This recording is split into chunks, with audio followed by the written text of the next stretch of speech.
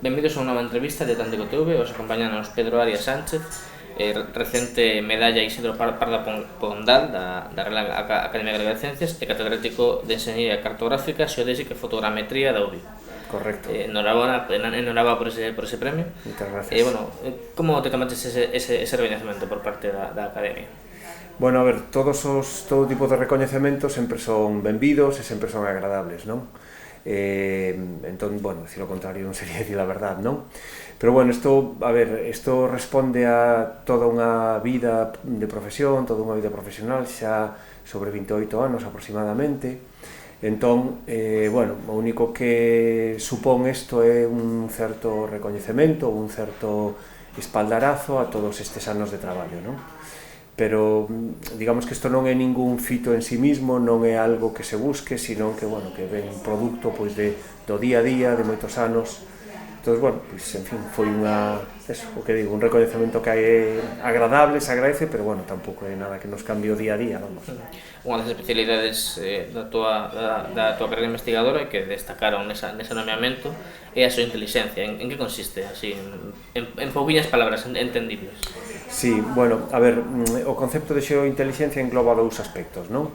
Por unha banda, o que é todo o que está relacionado coa distribución no espacio das diferentes, digamos, elementos que hai na sociedade, que hai no territorio, pois, en fin, a distribución desde o que é distribución das infraestructuras, estradas, ferrocarril, etc., hasta o que son distribución da ordenación do territorio, como o terreno está organizado, edificacións, etc., non? E, digamos, eso é a parte xeo, non?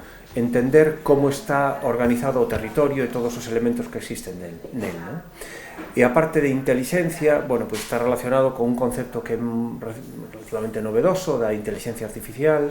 Entón, o que facemos é facer análisis da información xeoespacial, de como os elementos do espacio se distribuyen e as relacións que teñen entre sí para tratalos con técnicas de inteligencia artificial. De cara a que? Bueno, pois a entender millor os fenómenos que se producen no territorio e, sobre todo, intentar anticiparnos, predecir que é o que vai ocurrir en diferentes escenarios, que é o que pode estar ocurrindo, facer esas simulacións, non? De si se dan estas circunstancias, como lle afecta ao territorio, aos elementos que están sobre el, aos usuarios dos mesmos, etc., non? Claro, é bastante curioso porque todo mundo pensa que a enxeñería de minas pode ser unha cousa moi antiga polo tema das minas, de baixar a mina, algo que xa está un pouco superado, pero en realidad é unha carreira moi técnica e que se actualiza casi anualmente, non? Efectivamente, nós o que facemos, as liñas nas que traballamos, forman parte da formación dos enxeñeiros de minas. A formación é moito máis amplia, pero os enxeñeiros de minas e de enerxía, que son os dous títulos que temos na escola, os enxeñeiros de minas e enxeñeiros de enerxía, teñen esta parte, digamos, da formación que eles reciben de forma, bueno, pues, previa á consecución do título, non? Entón, é clave, crítico para desde entender como se distribuyen os recursos minerais, os recursos naturais sobre o terreo, que ocurre en determinadas circunstancias con estos, determinadas formas de actuar, como se distribuyen os recursos enerxéticos, que ocurre en determinadas circunstancias con estos, cambios que se podían producir. Ahora está, bueno, moi en boga o cambio climático, o concepto de cambio climático, bueno, pois como poden afectar diferentes pois condicións do entorno, en fin, climático e outras circunstancias, como poden afectar pois no comportamento destes recursos enerxéticos, non? Que é o que pode estar ocurrindo, que é o que como se poden comportar ante diferentes cambios de situacións, de entorno, etc. Bueno, ti és todo un experto no tema dos proxectos europeos, o tu grupo está moi reconocido nese sentido, e recentemente, xusto hai uns meses, presentastes un proxecto sobre a reciclaxe dos refugallos das demolicións, non? Correcto. Como cambiaría este proxecto o tema destas demolicións, A ver, ese é un proxecto, bueno, os proxectos europeos sempre hai que, o sea, antes de un pouco de especificar, hai que un pouco explicar como é o contexto destos, non? Os proxectos europeos sempre responden a necesidades que a Comisión Europea detecta, que son prioritarias e que son, bueno, pues urxentes para Europa, para as políticas que Europa está promovendo, e a partir de aí saca convocatorias para, pois, grupos que presenten solucións aos problemas que les plantean, non? Entón, os problemas que plantean suelen ser sempre bastantes complexos e suelen ser multidisciplinares, suelen requerir da participación de expertos de diferentes ámbitos, non?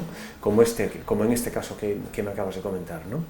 Bueno, pois aquí a Comisión Europea planteou a necesidade de reducir os refugallos que se xeneran pois cada vez que se acomete unha demolición de edificacións, cada vez que se acometen reformas en estas edificacións, entonces plantea solucións a ese problema, non?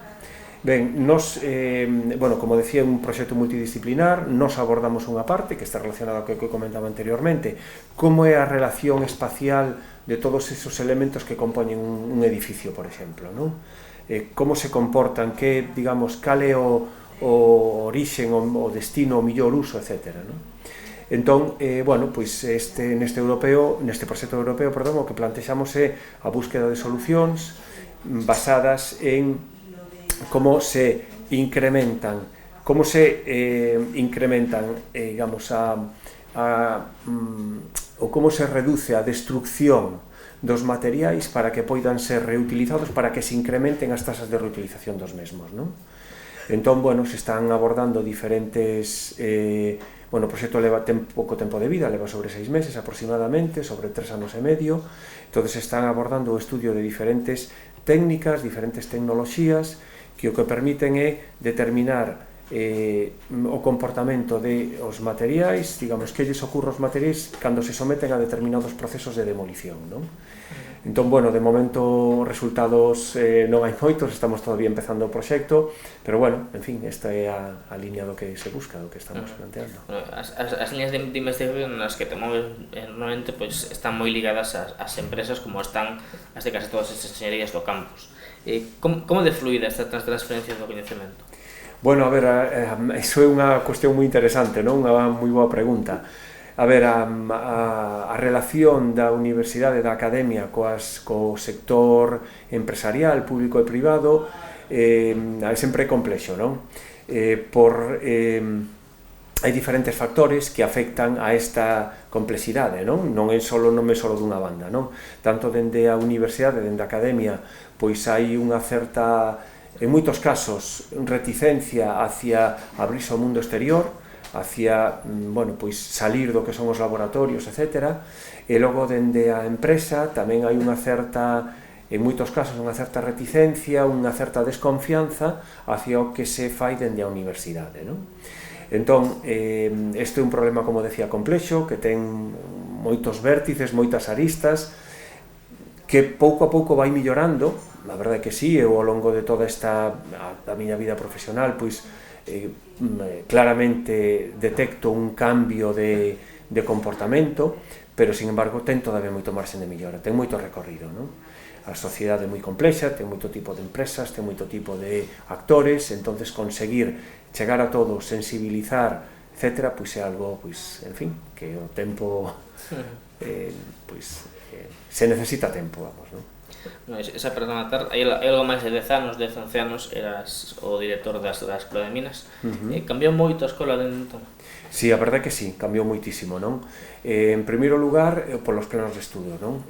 Cambiaron de forma radical dende hai aproximadamente 12 anos.